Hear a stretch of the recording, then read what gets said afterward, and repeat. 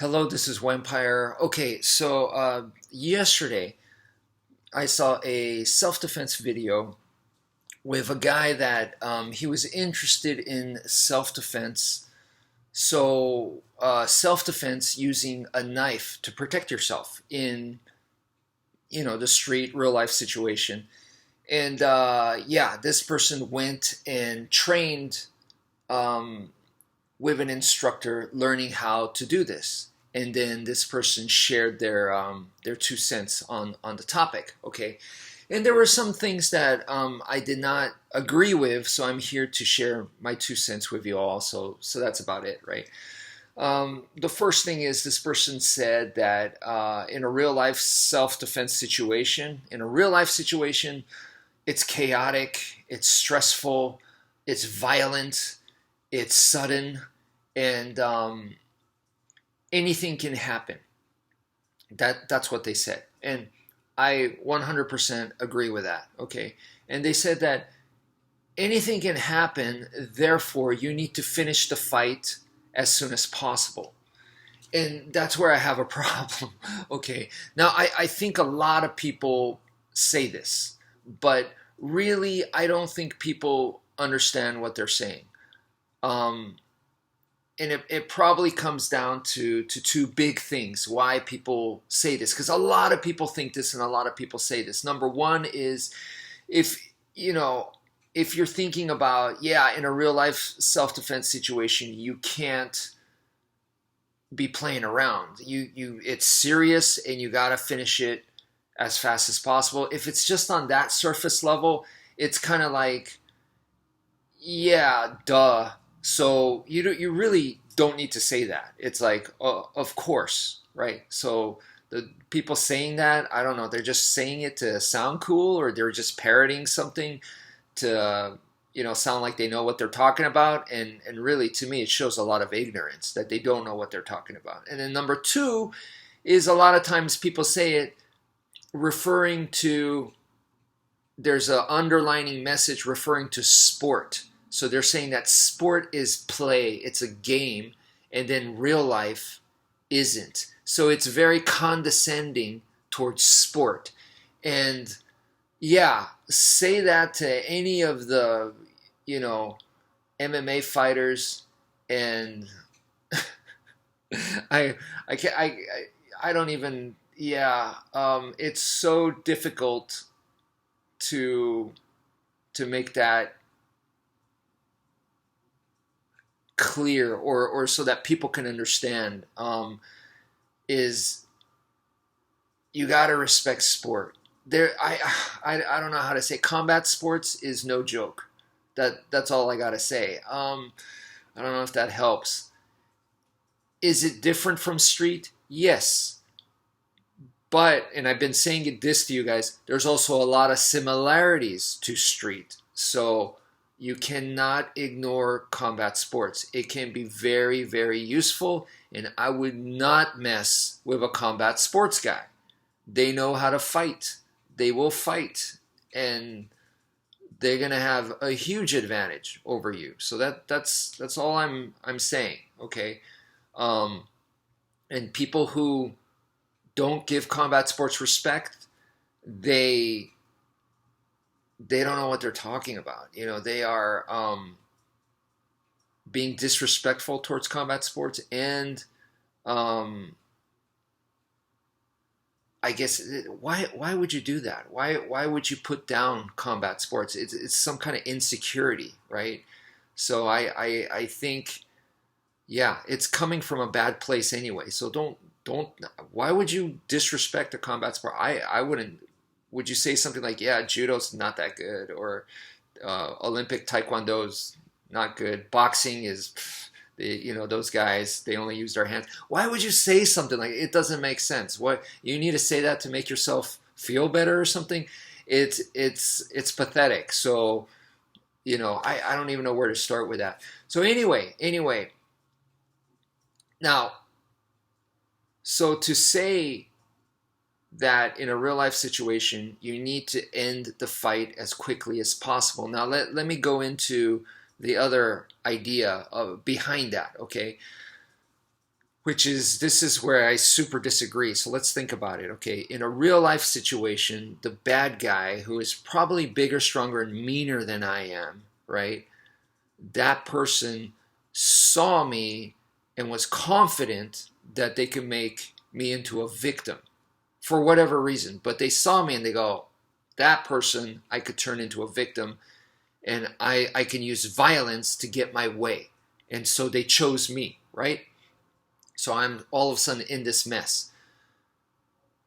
Okay, just going up against someone like that, and it could be in a sport environment, a controlled environment, going up against someone like that, a wolf among sheep, okay, to go up against a wolf like that, all I'm saying is that it's not going to be easy. It's not going to be a pleasant experience, and it's not going to be easy. That's number one, okay? Number two is that in a real life situation, that wolf, that criminal, is going to have the advantage because they saw me, they chose the time, they chose the victim, and they got the plan, the game plan, and they're coming after me. So they have all the advantage there, okay? And me, I'm just caught off guard going, what's going on? Oh, I need to figure this out. What the heck's happening? I am a fish out of water at that point, okay? So if it was difficult enough just to go up against this person on a one-on-one controlled environment, now in a real life situation, they have the advantage. They have the situational advantage. So now it's even more difficult, okay, to try to finish this person, right? So finishing a person is difficult. When they have a situational advantage, even more difficult. And then on top of that, I had the audacity to think, I'm going to not just finish them, I'm going to finish them quickly. So now that's a third expectation that you're putting on yourself. So you set the bar really high there, okay? It doesn't make sense. It doesn't make sense. Why would you go for something so difficult, okay, like that in a real life situation? So for me, immediately when I hear that, I think to myself, do you need to finish the person? Is that necessary? Do you need to dominate and destroy this person? Even if you could, is that what is necessary here in this situation? And to me, destroying somebody, this is not the time to do it. It's the wrong timing. For them, it's the right timing. They're choosing when to attack me. Here, I'm placed in this situation, and they have all the advantages, and I'm going to somehow miraculously turn that around to where I'm going to finish them. They were trying to finish me, or they were trying to dominate and destroy me, and all of a sudden, I'm going to change that somehow to where it's happening to them. Surprise! That doesn't make sense. How am I able to do that? They have all the advantages. How am I able to throw off their plan? It doesn't make sense to me. It doesn't compute, right? So once again, you got to ask yourself, what is the important thing to do here? And it should be to get out of it. Run away, escape, right? And in order to escape, what do I need to do? In order to escape, I need to survive. In order to survive, what do I need to do? I might have to neutralize. Or I might have to fight my way out, okay, so that I can neutralize, or so that I can survive, or so that I can escape. But it should always be heading in this direction, which is escape is the main goal. And then in order to escape, survive. In order to survive, neutralize. In order to neutralize, I might have to fight my way out. So, it should be going in that direction, okay? So that's the way that I see it, okay? To fight them, to dominate and destroy them, or to just all of a sudden dominate and destroy them, I don't see it in the path there. It's a different situation. It's I don't know where it fits in there in the line of of self-defense. It doesn't make sense to me at all. So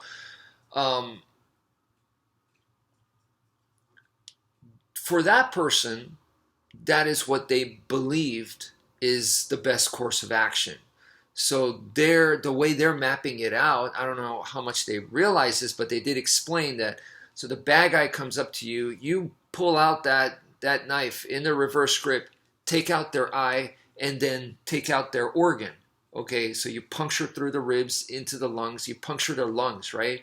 You shut down their organs. So these are all very vicious, super destructive techniques that you're destroying the person in front of you. And legally, it doesn't make sense, right? So this person came to attack me. All of a sudden, I got my knife out, and bam, I hit them in the eye. So I'm attacking them first.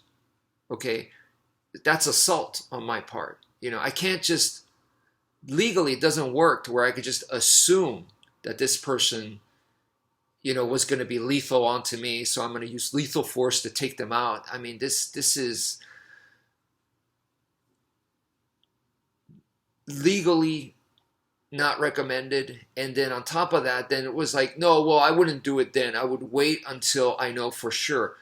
Then it might be too late.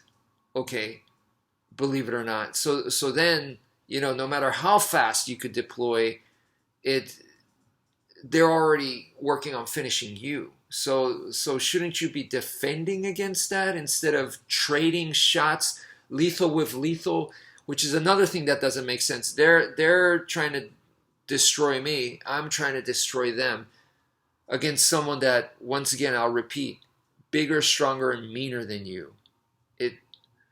To trade violence with somebody like that doesn't make sense. But let's say you do, and you're using these lethal moves, hoping that your moves are more lethal than theirs, and you're faster than they are, so you could land and you're more accurate with yours, so you're able to dodge the bullet while they have to take yours, right? And somehow you come up on top. That's a fight that I don't want to be in. It's already super nasty, that what we're talking about. But let's say you're able to come out on top. There's moral obligation, there's moral responsibility, and that's something a lot of people, first of all, they ignore the law, the legal stuff, and go, well, this was a bad situation, it was lethal, so oh well, I'd rather live and be in jail than dead, right? And it's like, it doesn't have to be that. You could live and not go to jail.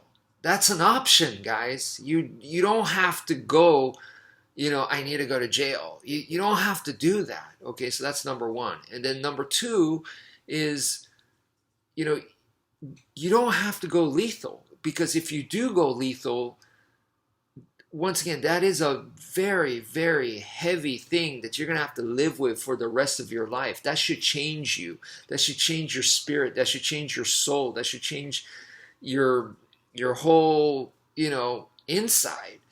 And if it doesn't, there's something wrong with you. There's this, you're already dead on the inside. This is huge. But okay, so now let me go into why I think this is the case. Okay, so in this video, the guy said something like, if you go up against someone who's trained in Kali Eskrima Arnis, which is that's the style that I teach, but it says if you go against someone who's trained in that, is like, this stuff's not going to work on them, and they're going to kill you. Like, they're going to slash you up and take you out, kind of thing. And, the chances to encounter someone like that, hopefully, is low, and hopefully they're on the side of the good guy's side, so they're not attacking you, if you're being a good guy, hopefully not. But what I want to say is, okay, a lot of self-defense instructors that have backgrounds in Kali, Eskrima, and Arnis, and they mix it with other styles today, maybe Krav Maga or MMA or whatever. And I think there's a lot of people like that. The first level that we learn in Kali, Eskrima, Arnis is offense. That's the first level. So I think these instructors, these self-defense instructors, they learn Kali Eskrima Arnis at a beginner's level, and then they teach that, and they go, this is how you use that stuff. So you got to take out the bad guy with it, because it's offense. That's what you learn is offense, And yeah, you might say, hey, Vampire, no, that's not true. They learn defense. No, learning it and being able to use it is two different things. Okay, so level 2 in Eskrima Kali Arnis, the advanced level is learning how to defend against the attacks, like a knife attack. And that goes, to explain that, is you have to understand the Filipino philosophy, which is, in order to learn how to defend against the knife, first you have to learn how to use the knife. So that should tell you that the only reason why we learning offense with the knife in the first place is to learn defense. So that's where the true study begins. So it's kind of like, until you start doing the defense stuff where you're really employing defense, to me, that's like Shodan, in your black belt. Okay, Shodan in Japan means first rank. So it's the beginning. Even though it's, a lot of people think black belt is that's the goal, right? But no, in Japan, that's Shodan. That is the beginning. So to me, in Filipino martial arts, Kali Eskrima Arnis, right when you start learning the defense, that's the beginning. Okay, so up until then, it's offense for the purpose of defense. Okay, and that offense material is what these instructors learn, and they go, yeah, okay, I learned Kali Eskrima Arnis, and their training kind of stops there. And with that knowledge, they're teaching it, so that's why they're teaching this kind of offense thing. And by that time, they start changing it. How can it be even more offensive? And okay, if I want to be offensive with more variety of weapons, ice pick grip, the reverse grip, what I call the reverse grip. This makes more sense because you don't have to rely on a blade edge, and more tools can be used in the reverse grip. So we're going to go with that. Or, they start modifying it, but it's still, to me, level 1 Eskrima Kali Arnis. Okay, and I'm not saying that to put them down, okay, but I'm saying that the training is incomplete. You could still be devastating with that, okay, and in fact, there is a world famous instructor that I will admit, I'm not going to say his name, but I will admit his skills are way better than mine, and this dude, this world famous instructor guy, this guy, his mentality with the Filipino martial arts that he learned is kill or be killed. Okay, so if he's in the subway and he sees some bad guys, his knife's out, and he's ready to take them out before they even get a chance to really attack them. He's already ready to do that. Now, the mentality there, the proper mentality, if you're in that level 1, and like I said, he's more skilled than I am, it's just that's the strategy that he's chosen for himself. That's what he chose. Now, I wish he would go to level 2, where he's going into the defense. Maybe he has, but he's felt comfortable with the kill or be killed. Level 1 Eskrima Kali Arnis. So that's where he's at, and that's what I've seen of the guy, okay? And the defense stuff, he's not really, what I've seen is he doesn't work on it, He has the drills and the skills and whatever, but the application for real life, I don't think he's figured it out, or he cares to figure it out. He's satisfied with a kill or be killed. So that's him. Okay, for me, I believe 100% in the next level, which is the defense. Okay, so anyway, he's at the kill or be killed mentality. But the proper mentality for that, and this is what a lot of these new instructors that are learning Kali Eskrima Arnis, and then they're teaching it, they're teaching this kill or be killed, level 1, right? What they're missing is that if that really is your skill set in real life, if someone attacked me, boom, what's going to come out is, what I've been doing. So like the Heaven 6 type stuff, that's jugular, you're going throat shots, all this nasty stuff. And that's basic. That's one of the first humps, the first hill that you have to go through when you're learning Eskrima Kaliarnis. That's one of the first, you know, primary big techniques that you're going to learn, okay? And that's what you got, which is kill or be killed. Then your mentality should be, I don't want to use it because it's going to result in this person's death. So if somebody says something about my mom or whatever, I don't think, you know, here, my knife's out. You just messed with the wrong guy, pal. You know, and my techniques are kill or be killed. Then I'm killing this person. You know, that's what I'm going for. And if I hesitate or if I don't do it, then I give them a chance to, you know, maybe pull out a handgun, concealed handgun, and shoot me or something. So then, yeah, it's kill or be killed. That's the level, that's the field that I'm playing with, which is not something to play with. So with the mentality should be, I don't ever want to use this. That's what it should be. I don't want to. So if someone, you know, starts messing with me or whatever, I walk away. They start destroying my car, I walk away. Okay, I call the cops from a distance, record the stuff. Okay, whatever. I don't get involved because my skills are kill or be killed. That means one of us is going to be dead, right? And I can't control the outcome. So that could very well be me or that could be them. And either way, I don't want to be in that situation. So kill or be killed is not meant to be used. Okay, not meant to be used.